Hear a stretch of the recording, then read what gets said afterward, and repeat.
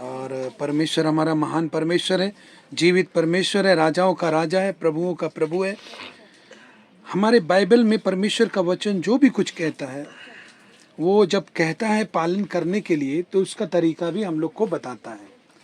अगर हम वचन को सुने और वो वचन जिस तरीका से काम करता है, अगर उस तरीका से हम उस वचन पर काम ना करें, तो वो वचन हमको सुनने के बावजूद भी हमको आशीष नहीं कर सकता।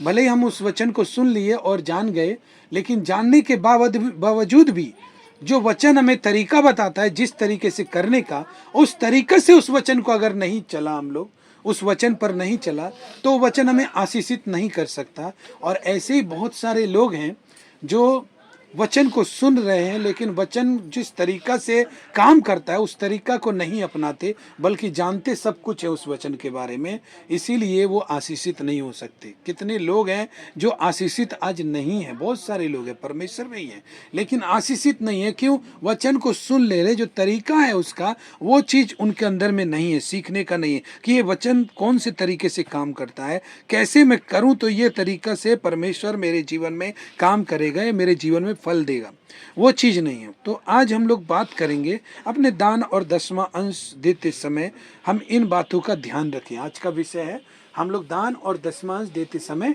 इन बातों का ध्यान रखें। क्या हमें से बहुत सारे लोग हैं जो कब से दे रहे हैं, बहुत दिनों से दे रहे हैं ना, लेकिन फिर भी फल उनका जीवन में नहीं है, ऐसा भी होता है। हाँ, कितने लोग हैं बहुत दिनों से अपना दान अपना दसवां अंश दे रहे हैं, हो सकता है वो गलत तरीका से दे रहे हो। हालेलुया ना। किन चीजों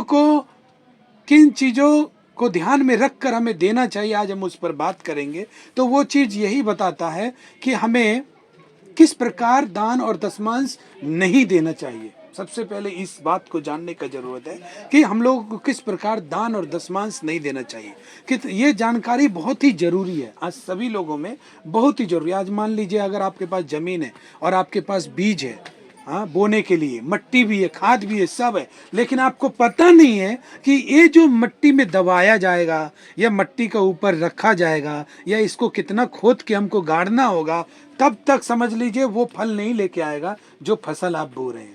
आपको उसको बोने का तरीका मालूम करना होगा कि इसको छींट देना होगा या इसको गाड़ना होगा या इसको कितना गहरा खोद के गाड़ना होगा। ये तरीका अगर नहीं करेंगे तो आप अपने बीजों को ऐसे ही छींट दीजिए, आप मनचाहा फसल को नहीं प्राप्त कर पाएंगे। हो सकता है एक बार आप ऐसी फसल को बो दिए जो छींटी जाती है, जो खेत में जाओ और मट्टी में छींट दो और वो बीज जहाँ जहाँ भी गिरेगा वो फसल लेकर आएगा। लेकिन कुछ कुछ फसल होती है जैसे धान की फसल, उसको गाड़ा जाता है मट्टी में और पानी से उसको धराधर एकदम बहुत ज़्यादा पानी लगता है। तो अगर हम वैसा ना करें तो हम धान को प्राप्त नहीं कर पाएंगे, चावल नहीं मिलेगा हमको। वैसे ही कितनी चीज़ें, जैसे आलू है, उसको खोद खोद के मट्टी के नीचे उसको दबा दिया जाता है, मट्टी से ढाँप दिया जाता है। मटर है वो दूसरे तरीके से उसको बोया जाता है, और सरसों है उसको दूसरे तरीके से बोया जाता है। लेकिन बोने के लिए सभी चीजें, हालेलुया, बोया सभी को जाता है, लेकिन अगर तरीका से ना बोया जाए तो वो हमको फसल नहीं ला पाएगा, अगर हम उसका बोने का तरीका नहीं सीख पाए। इसी तरह परमेश्वर के राज्य में जब हम बोते हैं तो जरूरी बात है, परमेश्वर तो कहता ही है कि जब तुम मतलब फूलो फलो पृथ्वी में बढ़ो, तो जो कुछ भी तुम्हारा कमाई से, तुम्हारा जो भी इनकम हो, उससे मेरा राज्य के लिए बोना। लेकिन बोते समय हम ये ध्यान न दे कि इसको हमको कैसे बोना है, तो फिर वो फसल नहीं लेकर आएगा। उसको भी एक तरीका है कि हम एक तरीका से उस फसल को बोएं। हालेलुया। तो आज हम लोग में से बहुत सारे भाई बहन अपने दान दसमांश के बारे में जो ऐसा करते होंगे कि वो तरीका नहीं जानते होंगे, और वो चर्च में भी देते हैं, घरों में भी देते हैं, दान भी देते हैं, दसमांश भी देते हैं, लेकिन अभी तक उनका दान दसमांश वैसी आशीर्वाद लेकर नहीं आया जैसी आशीर्वाद उनको चाहिए। क्योंकि बाइबल के मुताबिक अगर हमारा देना ना हो तो बाइबल के मुताबिक आशीष भी नहीं मिलेगा हमको। जो आशीष बाइबल में लिखा है वो आशीष अगर हमको मालूम हो तो वो आशीष हमें तभी मिलेगा जब हम बाइबल के मुताबिक देंगे। हालेलुया। लेकिन क्या आपको पता है कि बाइबल में जो कुछ परमेश्वर हमें देता है वहां पर उन तरीकों को भी वो बताता है। जैसे जब तू उपास करे तो तरीका क्या बताया कि अपना मुंह धो, सिर में तेल लगा, और लोग नहीं परंतु तेरा पिता उपवासी जाने। हालेलुया। जैसे तू प्रार्थना करे, हम लोग को सबको पता है कि हमें प्रार्थना करनी चाहिए, लेकिन प्रार्थना करने का क्या बताया तरीका? ये बताया कि तू अपनी कोठरी में जा और द्वार को बंद कर, और जो कुछ तेरे मन में है तू अपने पिता से गुप्त में प्रार्थना कर, तब तेरा पिता जो गुप्त में देखेगा वो प्रतिफल तुमको देगा। हालेलुया। ऐसे ही है हम लोग का दान और दशमांश के बारे में, ये हमारे जीवन में फसल लेकर आता है। देखिए, दान और दशमांश हमारे जीवन में, हम चाहे कितना भी कुछ भी कर ले, लेकिन अगर हम परमेश्वर के राज्य के लिए बोते नहीं है तो हम फाइनेंशियली कभी उठ नहीं पाएंगे। फाइनेंशियली हम लोग ऊंचा नहीं उठ पाएंगे, पैसों से हम ऊंचा नहीं उठ पाएंगे, पैसों के मामले में हम आशीषित नहीं बनेंगे। हम हो सकता है प्रभु का वचन में बहुत ज्ञानी हो जाएंगे, हाँ, हो सकता है अच्छा बुराई को पहचान आ जाएगा हमको, हो सकता है पवित्र आत्मा का भी बारे में आ जाएगा। लेकिन बाइबल ये बताता है कि जब तक हम देना नहीं सीखते, परमेश्वर के राज्य में बोना नहीं सीखते, और तरीका से अगर ना बोए तो हम कभी भी फाइनेंशियली ग्रो नहीं कर सकते, पैसों में उन्नति नहीं कर सकते। अगर हमको करना है तो हमको परमेश्वर के राज्य में बोना पड़ेगा। हालेलुया। जैसे हम में से बहुत से लोग दान दशमांश चर्च में देते हैं और उसको देने का तरीका उनको नहीं मालूम, तो हम सबसे पहले यही बात करेंगे कि कौन से तरीके से हमें नहीं देना चाहिए। पहले हम इसके बारे में बात करेंगे, क्योंकि जब हम और आप गलत तरीके से देते हैं तो वो देने से हम लोग के ऊपर आशीष नहीं होता है। इसका मतलब वो परमेश्वर तक पहुंच भी नहीं रहा है। तरीके से अगर नहीं बो रहे तो वो जब परमेश्वर तक ही नहीं पहुंच रहा है तो वो आशीष भी हमारे पास नहीं आएगा। तो इसीलिए हमको तरीका सीखना पड़ेगा। तो क्या पता जो दान दशमांश हम लोग दे रहे हैं वो परमेश्वर के पास पहुंच भी रहा है या नहीं पहुंच रहा है। देखिए, हम लोग जो भी कुछ करते हैं, परमेश्वर की सेवा के लिए हो या परमेश्वर की सेवा में हो, वो परमेश्वर तक पहुंचना जरूरी है। हालेलुया। और वो परमेश्वर तक कब पहुंचेगा? परमेश्वर की सेवा के द्वारा। परमेश्वर की सेवा में जब आप बोइएगा तभी पहुंचेगा। परमेश्वर के सुसमाचार के लिए बोइएगा तभी आप परमेश्वर के पास वो चीज पहुंचेगा। हालेलुया। परमेश्वर का वादा है कि वो आशीष तो जरूर देगा, इसलिए हम सबको पहले दान दशमांश किस प्रकार नहीं देना चाहिए वो चीज हम लोग को देख लेना चाहिए। हमें परमेश्वर देगा ये बात तो आशीष उस श्योर कर दिया है, लेकिन हम किस प्रकार हमको नहीं देना चाहिए वो चीज़ हम लोग देखेंगे। तो आइए हम लोग दूसरा कुरिन्थियों 9 का 7 पढ़ेंगे। दूसरा कुरिन्थियों 9 अध्याय का 7 पद पढ़ेंगे। हालेलुया। ना तो कुड़ के और ना दबाव से परमेश्वर हर्ष से देने वाले से प्रीति रखता है। ठीक है। और परमेश्वर तुम्हें तुम्हें अपना अनुग्रह बहुतायत से, परमेश्वर का वचन ये कहता है। तो सबसे पहली बात, जब हम परमेश्वर के राज्य में बोते हैं तो हमें कभी भी बदले की भावना से नहीं देना चाहिए कि परमेश्वर को हम इतना देंगे तो वो इतना देगा। क्यों नहीं देना चाहिए? सबको आशा तो रहता ही है कि परमेश्वर को हम दें। अभी भी हम भी जो सिखा रहे हैं वो यही सिखा रहे हैं कि आप दीजिएगा तो परमेश्वर आपको देगा। लेकिन अगर हम इस भावना से अगर देते हैं तो ये कहीं ना कहीं हमारे अंदर लालच से देना हो रहा है। लालच। और बाइबल क्या बोलता है पता है? तू लालच मत करना। हालेलुया। इसीलिए बस हम दे तो रहे बदले के लिए कि हम प्रभु को देंगे तो प्रभु हमको बहुत देगा। हमको प्रभु को देना चाहिए, प्रभु ही तो सब कुछ दिया। और हम भी जो आज यहाँ पर सिखा रहे हैं वो यही सिखा रहे हैं, आप अच्छे से बोइएगा तो परमेश्वर आपको आशीष देगा। लेकिन बात है कि अगर हम बदले की भावना ही रख कर दे कि परमेश्वर हमें देगा इसलिए हमें देना चाहिए, तो ये हो जाता है लालच। और बाइबल कहती है कि तू लालच नहीं करना। हालेलुया। जब हमारे मन में लालच आ जाता है तो हमारा जो देना होता है वो परमेश्वर तक ग्रहण योग्य नहीं होता। हालेलुया। इसलिए बदले की भावना से तो कभी नहीं देना चाहिए कि परमेश्वर हमको देगा, बल्कि वो परमेश्वर का है। जिस परमेश्वर ने मुझे ताकत दिया, बल दिया, शक्ति दिया, और जिससे मैंने ये इनकम किया, इस इनकम को कमाने के लिए जो कुछ भी परमेश्वर ने मेरी सहायता की, ये उसका भाग है, ये उसको देना उचित है, उसको देना जरूरी है। हालेलुया। इस भाव से हमको देना है। हालेलुया।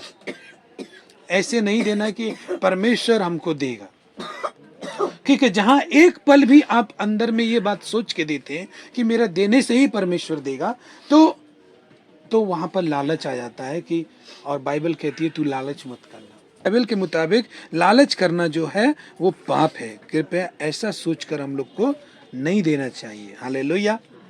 फिर क्या करना चाहिए? यहाँ पे वचन बताता है कि दबाव से नहीं देना चाहिए। अगर हम देंगे नहीं तो पास्टर क्या बोलेगा ना, दबाव से नहीं देना चाहिए। या हम देंगे नहीं तो लोग क्या सोचेंगे, ये कभी परमेश्वर के लिए कुछ नहीं देता। हालेलुया। दबाव से देख करके, एक दूसरे को देखने, उसने उतना दिया तो मुझे भी देना होगा। हाँ, जब सब दे रहे हैं तो मुझे भी देना उचित है। हालेलुया।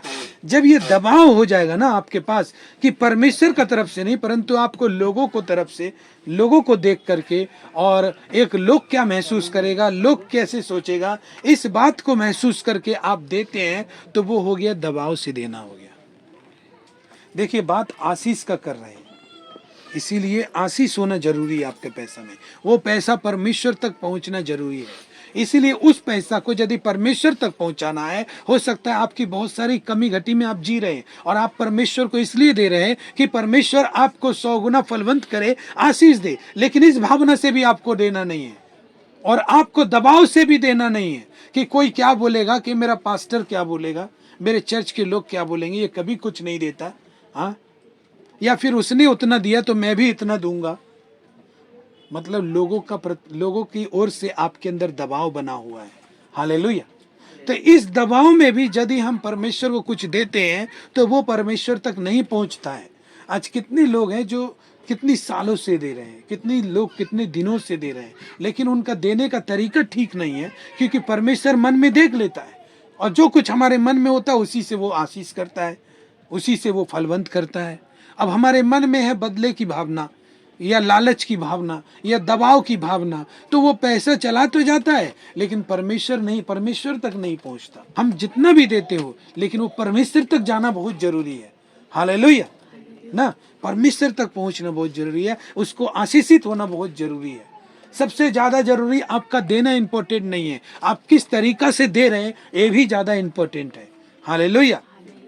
आपका देना ही ज्यादा महत्वपूर्ण नहीं है, बस आप किस तरीका से दे रहे हैं ये भी ज्यादा महत्वपूर्ण है। कि आपने लिफाफा में भरा या इतना पैसा दिखा करके किसी को दिखा के दे रहे कि इतना मैं दे रहा हूँ, लोग देखे कि इतना मैं दे रहा हूँ। हालेलुया।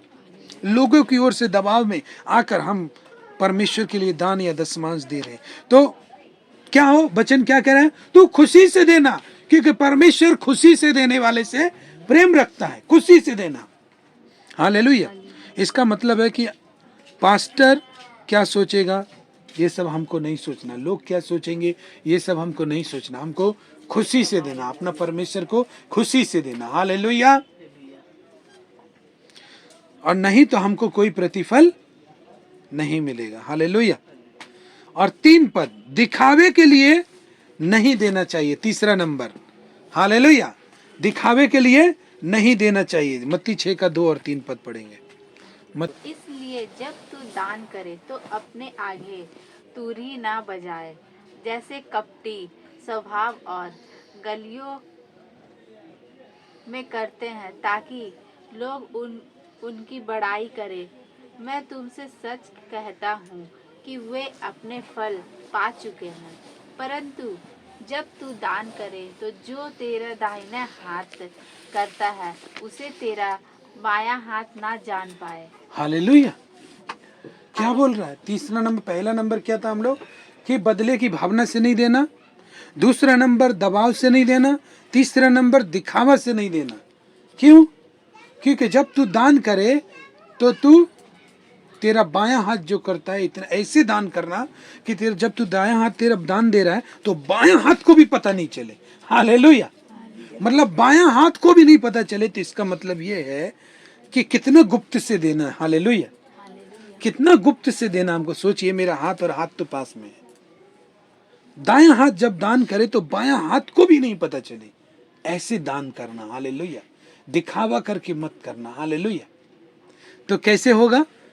कैसे होगा? दिखावा करके कैसे होगा? इसीलिए हम लोग क्या करते हैं, मुट्ठी बंद करके चर्च में देते हैं, पास्टर के हाथ में देते हैं। हम चाहते हैं कि मेरे जीवन से परमेश्वर प्रसन्न रहे, लेकिन वही दुखी है। परमेश्वर भावना से जैसे ही आ जाएगा तो वो लालच हो जाता है कि परमेश्वर हमको इतना देगा, मतलब लालच है। लालच जहां आ जाता है, प्रभु बोला 10 आज्ञा में तू लालच मत करना। दबाव से देने का मतलब लोगों को ओर से दबाव महसूस कर रहा है, पास्टर क्या सोचेगा, वो क्या सोचेगा, वो क्या सोचेगा, उसका भी दबाव से आप अगर आप दे भी रहा है तो भी आशीषित नहीं होगा। और अगर आप दिखावा के लिए दे रहा है कि लोग देखे, हमको देखे और बोले कि बहुत बड़ा दानी है, तो परमेश्वर बोलता है कि वो अपना प्रतिफल पा चुका, परमेश्वर से तुमको कोई प्रतिफल नहीं मिलेगा।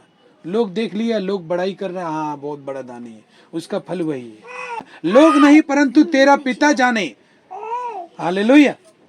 पिता को जानना जरूरी है। जब हम ऐसे करके दान देते हैं तो प्रभु हमें आशीष करता है। हालेलुया।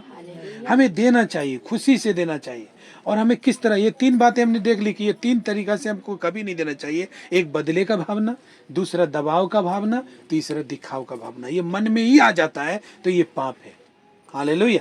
बाइबल के मुताबिक ये पाप है। इससे हमारा दान दशमांश परमेश्वर को ग्रहण योग्य नहीं होता। ये परमेश्वर तक नहीं पहुंचेगा, ये लोगों का बढ़ाई तक ही पहुंचेगा बस। और हमारा दान दशमांश को हम परमेश्वर तक पहुंचाना चाहते हैं, चाहे वो परमेश्वर तक पहुंचे। हालेलुया। हम लोग जब ये उत्पत्ति की पुस्तक 28 अध्याय का 20 से पढ़ेंगे, उत्पत्ति 28 अध्याय का 20, 21, 22। तब याकूब ने यह मन्नत मानी, यदि परमेश्वर मेरे संग रहकर इस यात्रा में मेरी रक्षा करे और मुझे खाने के लिए रोटी और पहनने के लिए कपड़ा दे और मैं अपने पिता के घर में कुशल क्षेत्र से लौट आऊं, तो यहोवा मेरा परमेश्वर ठहरेगा। आमीन। बस इतना तक पढ़े। वो क्या बोला? खाने को रोटी और कितने लोग सोचते हैं पता है, कोई बड़ा काम होगा तब मैं दशमांश दूंगा, बड़ा दान दूंगा, ऐसा भी होता है। लेकिन हमें दशमांश क्यों देना चाहिए पता है? परमेश्वर हमको खाने के लिए रोटी दिया और पहनने के लिए कपड़ा दिया और मैं, मेरा घर में खुशी से हम हैं। हालेलुया। यही सबसे बड़ा बात है। यहीं से हमको शुरू करना चाहिए, हमारे खाने से शुरू करना चाहिए। हमारा खाने से हम शुरू करेंगे ना तो परमेश्वर इतना देगा कि खाने का सामान घर में रखा रहेगा और वो खत्म करने के लिए आदमी चाहिए हुआ। हालेलुया। हालेलुया। याकूब इस बात को बोलता है, अगर मेरा परमेश्वर मुझे खाने के लिए रोटी देगा, पहनने के लिए कपड़ा देगा और मेरे कुशल क्षेम से मैं रहूंगा और मैं अपने पिता के घर में अच्छे से पहुंच जाऊंगा, तो यहोवा परमेश्वर जो है वो मेरा परमेश्वर ठहरेगा। हालेलुया। उसने बंगला गाड़ी नहीं मांगा, उसने बोला नहीं कि मेरा बिल्डिंग बन जाएगा तब मैं दूंगा, उसने बोला नहीं मेरा कंपनी को मैं खोलूंगा तब मैं दूंगा, और खाने के लिए भोजन और मेरे पहनने के लिए कपड़ा देगा तो मैं परमेश्वर को अपना दशमांश दिया करूंगा और यहोवा मेरा परमेश्वर ठहरेगा। हालेलुया। लोग सोचते हैं कि मेरा कमाई छोटा है, मेरा कमाई छोटा है। परमेश्वर बोलेगा जब तू छोटे ही में विश्वास योग्य नहीं है, ये जरूरी नहीं है कि तेरे पास कितना छोटा है। हालेलुया। सबसे ज्यादा परमेश्वर क्या देखता पता है? उस छोटे से तू करता क्या है। हालेलुया। तू करता क्या है, उस छोटे पर परमेश्वर नजर रखता है। देखते हैं, चलो मोदी खाना को दे दिया, ठीक है, बच्चे लोगों को कपड़ा दिला दिया, ठीक है, और क्या कर दिया, अपने लिए भी जूता खरीद लिया, ठीक है, अपने लिए भी मतलब हेयर ड्रेसर वाला वो खरीद लिया, ठीक है, अपने लिए भी फेस पैक खरीद लिया, ठीक है। सब कुछ देख रहा है परमेश्वर। उस छोटे से तूने किया क्या? तूने वो सारे काम किए, फालतू काम और जरूरी दोनों ही काम तूने उस छोटा से किया, लेकिन सबसे जरूरी काम के लिए बोलता है कि मेरे पास इतना होगा तब मैं दूंगा। हालेलुया। हालेलुया। सबसे जरूरी काम के लिए जहां से परमेश्वर तुम्हें आशीष देगा। तुम बाइबल के बिना कभी आशीष नहीं पा सकते। हालेलुया। तुम बाइबल का बिना कभी आशीष, इस बात को भूल जाता आदमी, लेकिन इस बात को याद रखे कि बाइबल के बिना तू आशीष कभी नहीं पाएगा, कभी नहीं पाएगा। अगर तुझे आशीष पाना है तो याकूब की तरह बाइबल के अंदर रहकर जी। हालेलुया। बाइबल के अंदर रहकर जिएगा तो क्या होगा कि याकूब का परमेश्वर जो याकूब को खाना दिया, कपड़ा दिया, वैसे ही आपको भी देगा। हालेलुया। इतना ही जब परमेश्वर आपको देता है और जब आप इस छोटे से, जो छोटा परमेश्वर आपको दिया है और उस छोटे में आप जो करते हैं, उससे अगर परमेश्वर खुश हो जाता है कि भाई छोटा कमाई है तो क्या हुआ, लेकिन मैं खुश हूं अपने बच्चे से, हालेलुया, तो उसको ज्यादा देता है। क्या बोला परमेश्वर? मत्ती में कहता है, धन्य है वो विश्वास योग्य दास जो छोटे से छोटे में विश्वास योग्य रहा। हालेलुया। मत्ती में कहता है। हालेलुया। देखिए, दशमांश हम लोग को परमेश्वर को इसलिए नहीं देना कि परमेश्वर हमको ज्यादा देगा। दशमांश इसलिए देना कि 100वां भाग वो हमको दिया तो उसमें से 10वां भाग हमको देना, 90 भाग आपका है। हालेलुया। 10वां भाग परमेश्वर का है। हालेलुया। और जब परमेश्वर आपको खाने पीने के लिए रोटी देता है तभी से ही देना चाहिए। तभी से ही देना चाहिए। ये चीज दिखाता है कि परमेश्वर के पास भी सब कुछ था, लेकिन उसने बेशकीमती भाग को निकाल कर आपके लिए दिया, वो है यीशु मसीह। हालेलुया। ऐसे ही परमेश्वर चाहता है कि जैसा मैं हूं वैसे ही तुम भी बनो। मतलब हम भी, हमारे पास खाने को है, लेकिन जब हम परमेश्वर को भी देना सीखते हैं तो परमेश्वर ये देना हमें बताता है कि हम लोग एक अच्छा विश्वासी है, एक वफादार विश्वासी, एक ईमानदार विश्वासी है। Hallelujah, hallelujah.